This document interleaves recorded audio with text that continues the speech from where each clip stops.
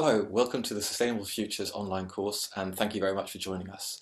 We've really enjoyed reading the comments that you've made throughout the week. Good thought-provoking stuff. You people are clearly engaging and thinking about the issues that we are raising. There's a couple of things that I wanted to share with you based on the discussions that you've been having online. The first is in the area of happiness and purpose. One of the things that you picked up on was the idea of valuing small contributions and accomplishments. And I would definitely kind of resonate with that from my own personal experience.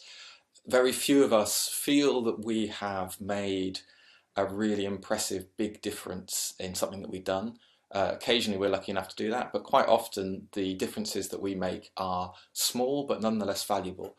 And so it's really good to value that in yourself. And one of the things that one of our mentors, Joe Shaw, shared online with you is the Lazy Person's Guide to Saving the World, which the United Nations produced.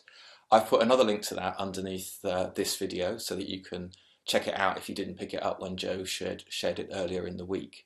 But check that out and you might find some ideas about small things that you can do with regard to the Sustainable Development Goals that the United Nations strives for.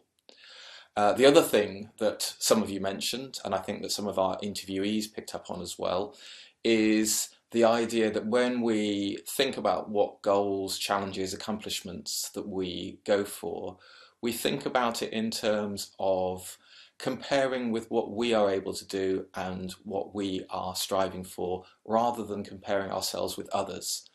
There's evidence in the psychological literature that if you compare yourself with others, it's always easy to find someone who is doing better than you, achieving more than you, at least on one metric. At least it looks like it to you from the outside. It might be that in other ways they are struggling, but you don't see that.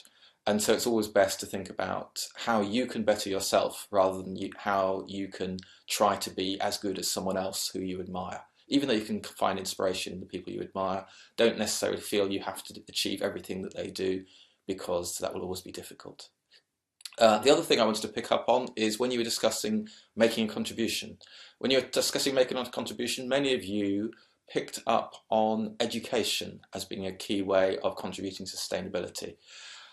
I completely agree, but one thing I wanted to add to that, especially in the spirit of making small contributions and valuing small contributions, is the idea of conversations. Education implies that one group of people knows something and tells the others what they should think or understand.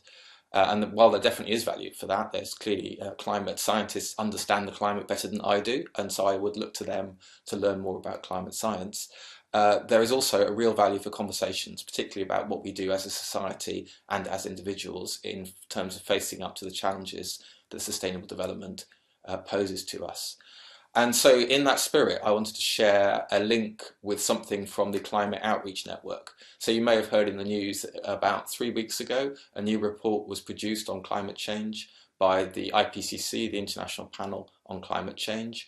And that report has basically described the value of striving to reach a maximum of 1.5 degrees C raise in climate temperatures, rather than 2 degrees centigrade, which is the current world target.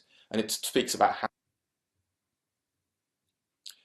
so there's a new report out by the Intergovernmental Panel on Climate Change describing why we should target a 1.5 degrees centigrade world rather than a 2 degrees centigrade world.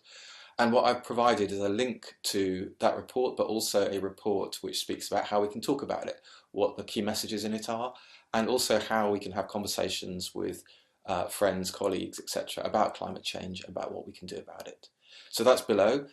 Do check it out if you're interested. Climate change might not be the thing that you're most passionate about, but those of you that are, please check that resource out and see what you can learn from it. So thank you very much for joining us. Enjoy next week. Next week we're going to focus on the ways that we can make a difference in our local community and how that touches on global issues. Thank you very much. Goodbye.